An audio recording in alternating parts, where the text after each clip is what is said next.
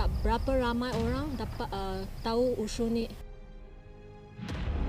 Sekarang mungkin ini 2 tahun turun sikit. Kalau penyertaan daripada bangsa lain lagi baguslah. Tak kira lah orang Melayu, India, semua pun boleh campur. Saya masuk ke orang lain bangsa belajar wushu lah.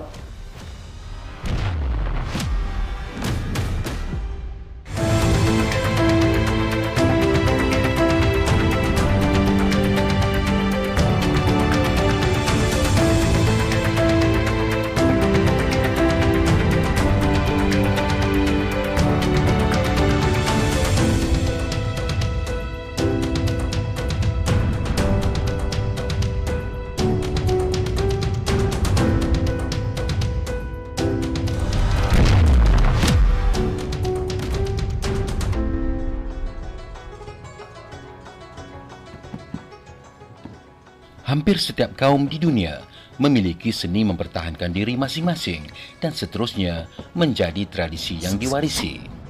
Bagi masyarakat Cina, wushu adalah antara seni mempertahankan diri yang popular di kalangan mereka. Wushu menggabungkan pelbagai teknik dan prinsip sehingga para penggiatnya tidak hanya terfokus pada cara menyerang dan bertahan, tapi juga tentang etika berperang.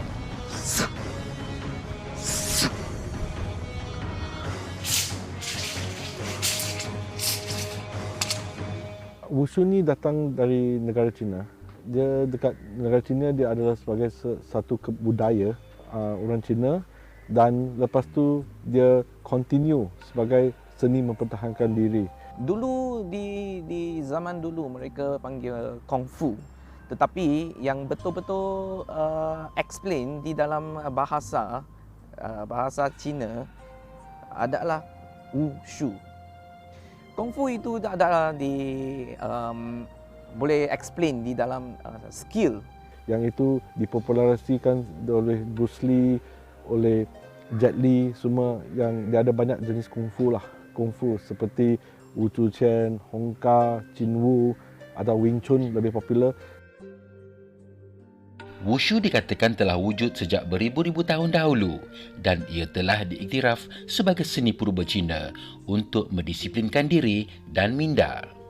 Secara tradisi, wushu dipelajari dari satu generasi ke satu generasi melalui tunjuk ajar secara tersembunyi. Hanya mereka yang rapat dan mempunyai hubungan kekeluargaan dengan tenaga pengajar akan diperturunkan ilmu wushu. Ia bagi memastikan ilmu wushu yang mereka miliki akan terus kekal tersimpan dalam lingkungan mereka sahaja. Dia diturunkan sebagai turun-temurun. Dia dari sifu ajar ke anak murid ke anak buah. Sifu tu akan mengajar dan memperkembangkan seni mempertahankan diri sekolah dia sendirilah. Kemahiran wushu ini mereka simpan untuk anak sendiri atau family dia sendiri sahaja. Dia tak buka untuk orang lain. Ini sangat tradisi. Sifu Chai Hin Sin adalah antara pengamal tradisi wushu yang dipelajari dari orang tuanya sejak berusia 7 tahun. Selepas mendalami ilmu wushu di China, beliau kembali ke tanah air bagi menyambung legasi ayahnya. Pernah dianugerahkan sebagai jurulatih terbaik negeri Melaka, beliau komited dalam usaha memastikan wushu terus dikembangkan. Misi beliau ialah menyebarluaskan lagi tradisi wushu bukan sahaja di kalangan masyarakat Cina tetapi juga pelbagai bangsa yang ada. Dulu wushu saya belajar dengan saya punya bapa. Mula lagi lah, umur 7. Tapi sampai umur 20, saya ada pergi negeri China. Ada training 3 kali lah. 1 kali jadi 1 bulan lah. Tapi saya sekarang balik, saya ajar wushu lah. Masa ayah saya mengajar wushu, tak berapa ramai orang belajar wushu. Sebab wushu pada masa itu sebagai tradisional. Dulu tradisional dan sering dipraktikkan atau sering diamalkan oleh masyarakat Cina sahaja. Kalau dia diturunkan dari tok guru diwariskan kepada anak buah dia, mungkin jenis kelompok dia akan berkurangan, akan mengecil. Sekian lama diwarisi sebagai tradisi, wushu kini diangkat sebagai satu sukan dunia. Ia bermula sekitar tahun 1949 apabila China telah menyeragamkan disiplin dalam wushu. Penubuhan Persekutuan Wushu Dunia pada 1990 menyaksikan wushu mula dipertandingkan di kejohanan wushu dunia setiap 2 tahun. Di luar negara, wushu telah lama diterima pelbagai lapisan bangsa. Di Malaysia, lain ceritanya. Ia masih dimonopoli masyarakat Cina dan penyertaan bangsa lain masih ditakut lama. Kita mesti faham ini sudah jadi sport, sudah lebih daripada 100 negara sudah ada federation, wushu federation. So why not? Kita di dalam Malaysia, kaum Melayu ke, Indian ke atau apa-apa kaum pun boleh bertanding, involve di dalam sukan ini. Sejak ada budaya ini telah diasimilasikan sebagai sukan yang boleh dipraktikkan bukan untuk sesetengah pihak sahaja dan dia boleh diperkembangkan dengan lebih. Pelbagai usaha telah dilakukan bagi mempromosikan wushu sebagai tradisi maupun sukan kepada masyarakat berbilang bangsa di Malaysia. Namun, yang pasti, penyertaan bangsa lain masih boleh dibilang dengan jari.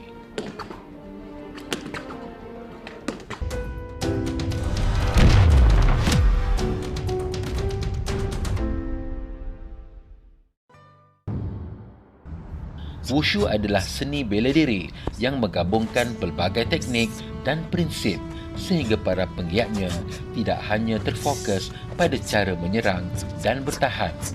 Ia memiliki gerakan yang lengkap dengan melibatkan seluruh anggota badan mulai dari berlari, melompat, memukul, menendang hingga gerakan salto atau berpusing di udara. Melalui rutin yang dijalani, ia bukan sahaja mampu meningkatkan kekuatan fizikal tetapi juga mental dan emosi pengamalnya. Wushu juga dikatakan mampu membentuk peribadi dan juga disiplin diri. Ini adalah sejenis self-development, okay? Di dalam bidang moral, sikap dan disiplin dan sebagainya. Ini adalah yang penting. Walaupun saya bersara dari pertandingan, so sampai hari ini saya masih berlatih, saya masih berwushu. Okay, I keep fit and then for my own and sebagai exercise, very good exercise. Kini wushu dipertandingkan dalam 2 acara iaitu Taolu dan Sanda. Taolu masih mengekalkan disiplin seni bela diri tradisional Cina. Ia merangkumi pergerakan asas seperti tumbukan, cara berdiri dan tendang serta pergerakan melibatkan lompatan, tendangan dan imbangan. Sementara Sanda pula adalah acara yang menggabungkan disiplin pertarungan tinju seakan Muay Thai yang melibatkan 2 peserta.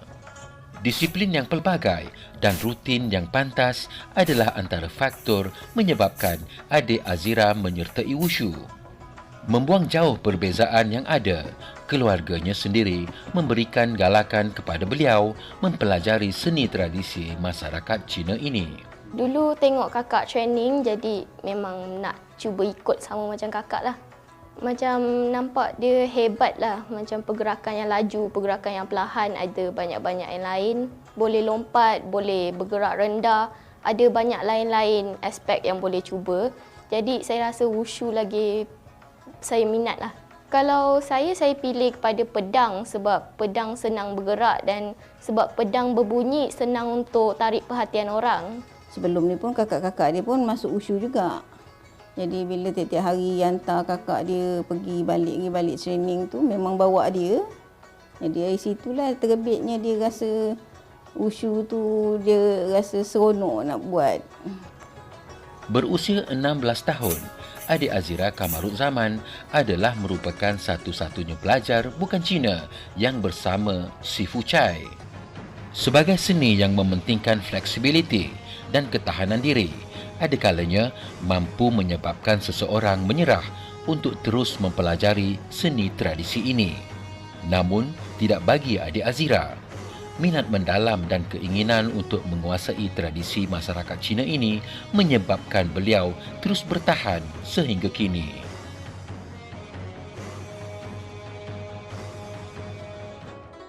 Masa peringkat awal dulu tak adalah susah sangat masa belajar basic tu, tapi flexibility tu masalah sikit sebab flexibility penting dalam wushu. Jadi masa buat latihan untuk flexibility akan sakit sikit lah. Kalau cakap susah mesti Tai Chi punya, sebab walaupun pergerakan dia perlahan, kena sentiasa rendahkan kaki, kaki akan lenguh. Yang paling popular selalunya Changquan, sebab kebanyakan orang badan sesuai dengan Changquan. Menyertai wushu sejak berusia 7 tahun di bawah bimbingan Sifu Chai, adik Azira kini mampu menguasai pelbagai kemahiran dalam wushu. Penyertaan adik Azira nyata diterima baik rakan bukan sebangsa. Bagi Sifu Chai, beliau sememangnya mengalu-alukan penyertaan bangsa lain yang sekaligus mampu menyambung seni tradisi ini. Kami pun sangat happy lah kalau ada bangsa lain boleh join kami, dan wushu ni akan jadi lebih banyak bangsa tahu apa itu wushu. Sebab sekarang pun tak berapa ramai orang dapat tahu wushu ni. Saya amat suka orang lain bangsa belajar wushu lah. Sebab ni satu tradisi, jadi sepatutnya tak kisahlah kalau bangsa Melayu atau Cina. Kalau siapa-siapa nak join je, kita boleh teruskan tradisi ni. Tak perlulah rasa macam terasing bila kita belajar wushu. Memang banyak Cina lah. Tapi kalau orang-orang lain macam orang Melayu pun boleh, dia boleh teruskan. Bagi Azira, wushu bukan sahaja dijadikan sebagai riadah, tetapi juga sudah mampu membawanya bertanding di pelbagai kejohanan tempatan. Berjaya mendapat pingat perak di kejohanan Sukma dalam acara yang rata-rata dikuasai peserta berbangsa Cina, nyata satu kebanggaan. Penglibatan adik Azira pastinya membuka minda lebih ramai remaja bukan berbangsa Cina melihat wushu sebagai tradisi dan sukan yang perlu mereka ceburi. Benda ni bukan untuk satu kaum. Jadi dia macam Azira kata orang tu, dia macam boleh menarik orang Melayu juga, boleh masuk wushu dan minat wushu. Kalau penyertaan daripada bangsa lain lagi baguslah, sebab wushu sekarang ni pun makin sikit orang buat. Jadi kalau lagi ramai daripada bangsa lain, mungkin akan orang dapat minat dengan wushu macam sukan lain lah. Adik Azira ni memang adalah satu, I call it, kebanggaan untuk orang Melaka dan juga Malaysia. Kerana walaupun dia seorang Melayu, tapi dia boleh mengikut sukan wushu ini dan telah mendapat medal di sukan Malaysia. Apa yang lebih utama, mengenali warisan budaya pelbagai bangsa dapat menyuntik semangat muhibah selain menghormati kepelbagaian. Adik Azira adalah contoh terbaik dan diharap lebih ramai lagi generasi muda pelbagai bangsa menyertai wushu.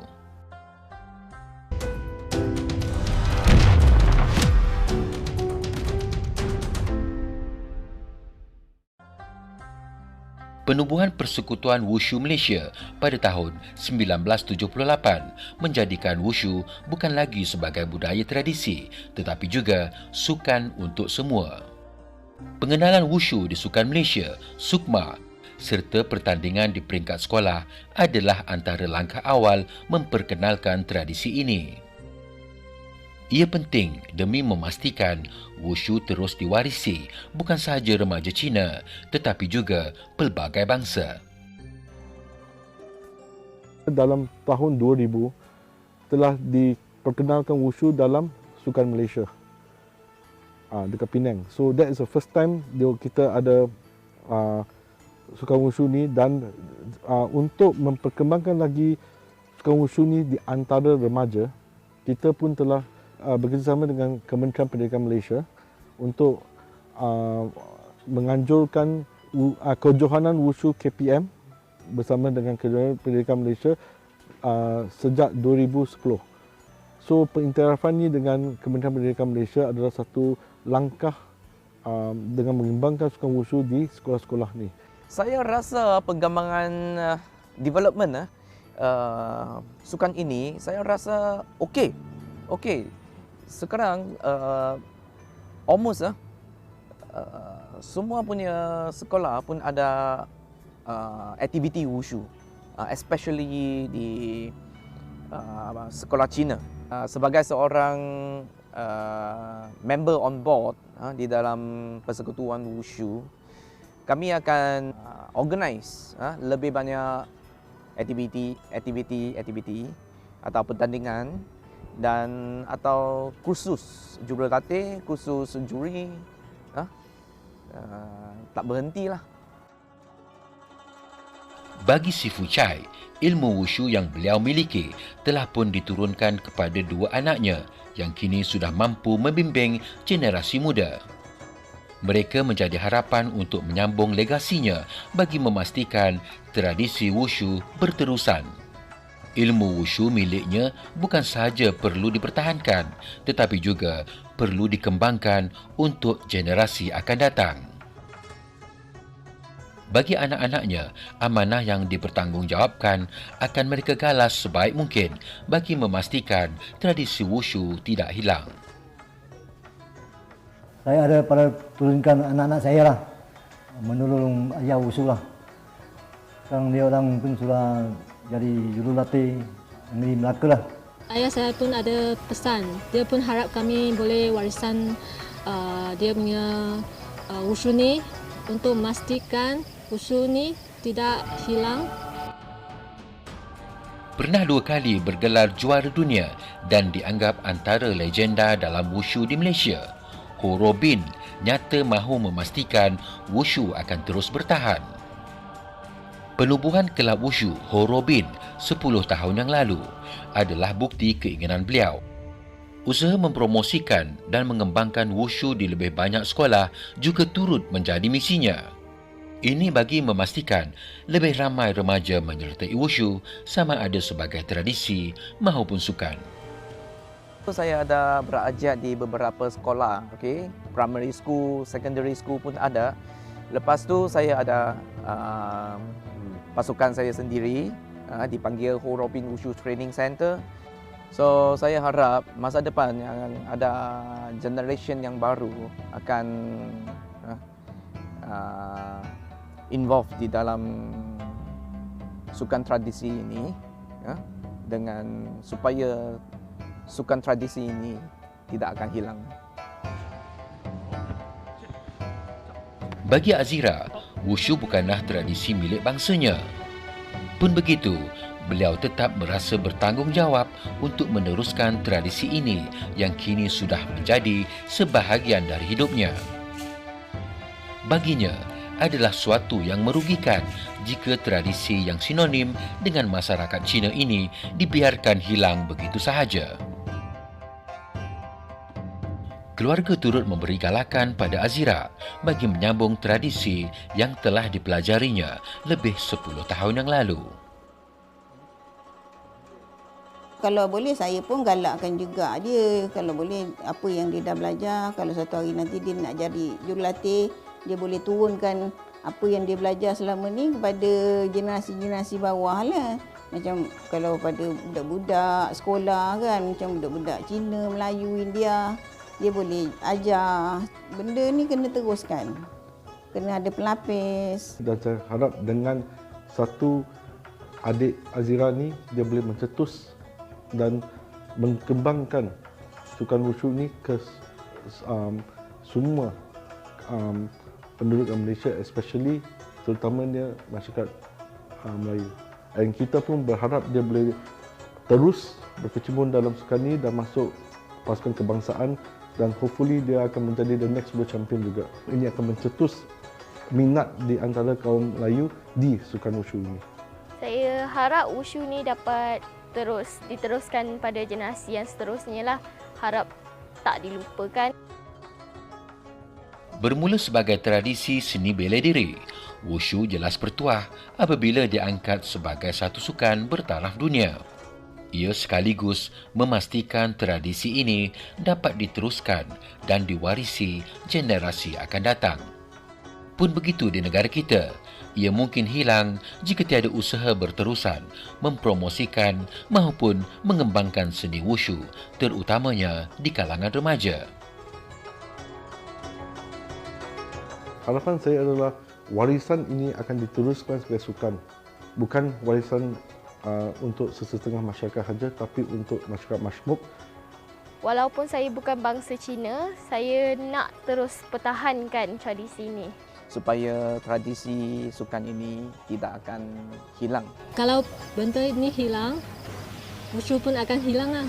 Tradisi wushu pun akan hilang. Wushu sebagai khasanah tradisi yang menjadi identiti masyarakat Cina negara ini perlu terus dipupuk dan diwarisi. Sama ada sebagai satu tradisi maupun satu sukan, wushu perlu terus dipertahankan agar tidak hilang di telan zaman.